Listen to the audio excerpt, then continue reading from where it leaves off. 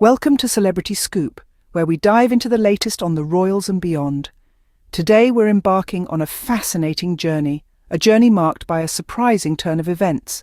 Yes, we're talking about the changing narrative of Prince Harry and Meghan Markle in the UK media. For years, this royal couple has been painted in a less than flattering light. The media was relentless, churning out headlines and stories that vilified them. The Sussexes were the black sheep, the renegades, the ones who dared to step out of line and challenge royal norms.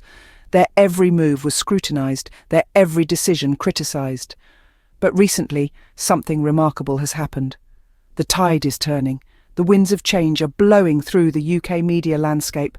Those once vehemently anti-Sussex media outlets are now singing a different tune.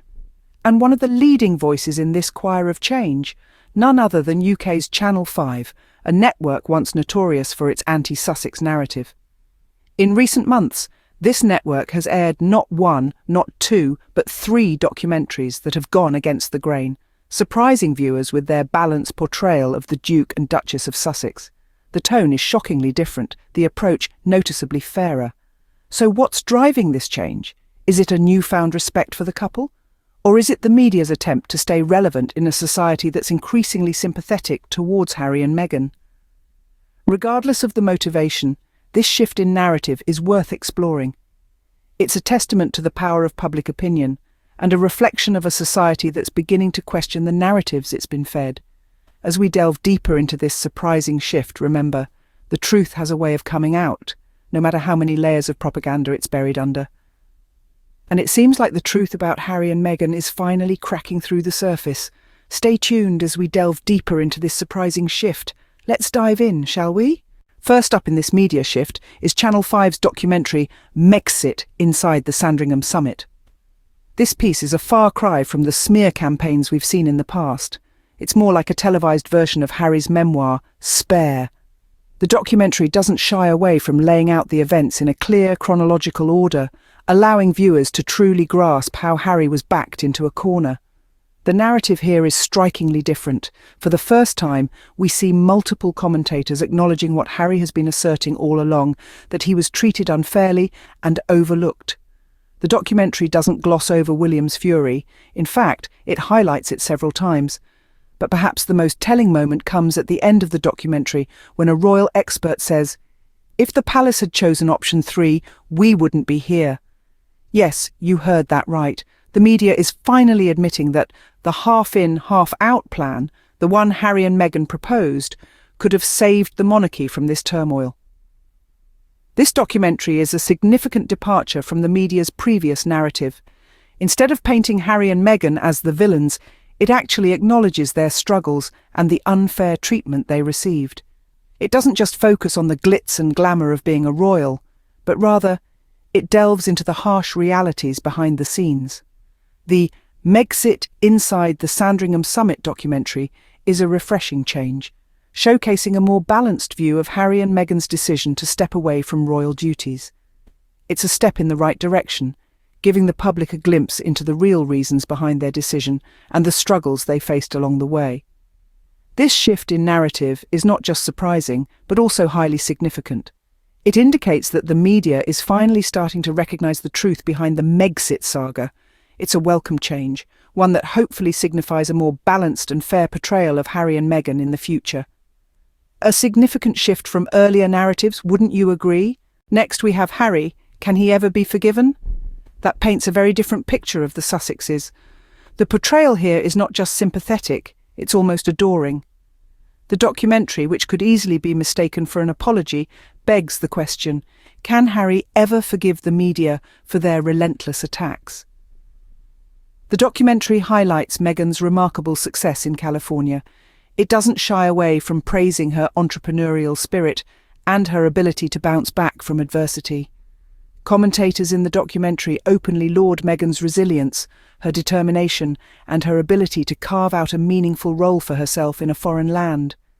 They acknowledge her success in not just surviving, but thriving in her new environment.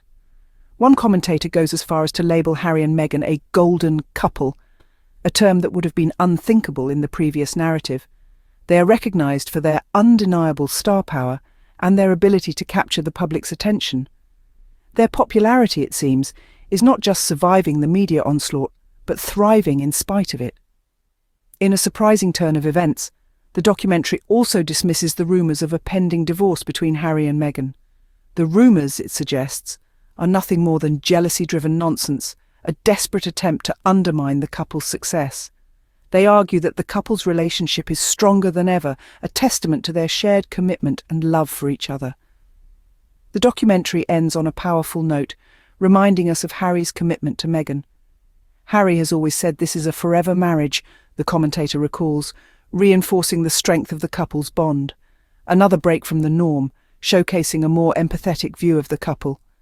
Harry, can he ever be forgiven, is a clear attempt to rewrite the narrative, to correct the wrongs of the past. Whether or not this change is sincere, only time will tell. But one thing is for sure, the tide is definitely turning.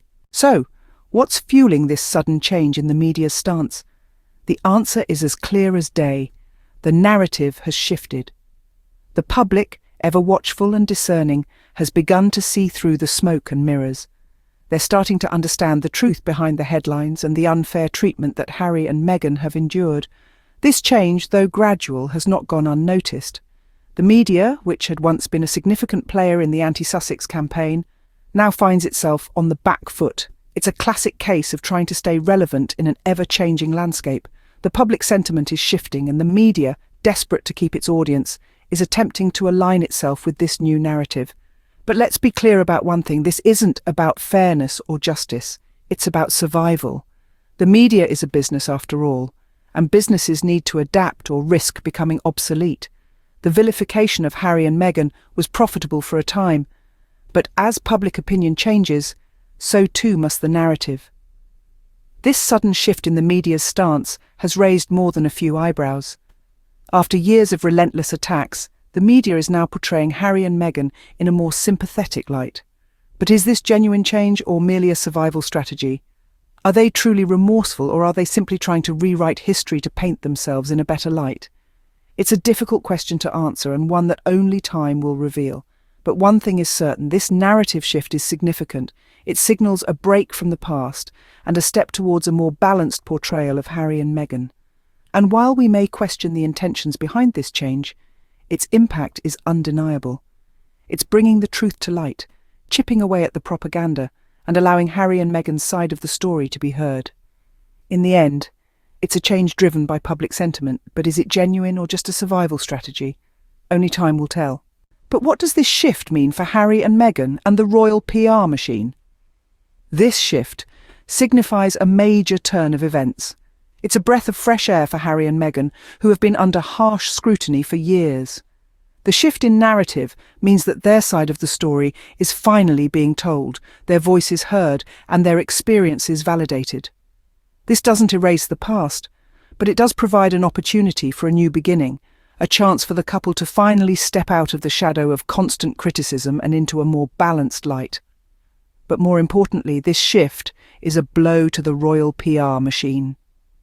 It's no secret that the royal family relies heavily on its public image. Their reputation, their influence, even their very existence depends on how they are perceived by the public.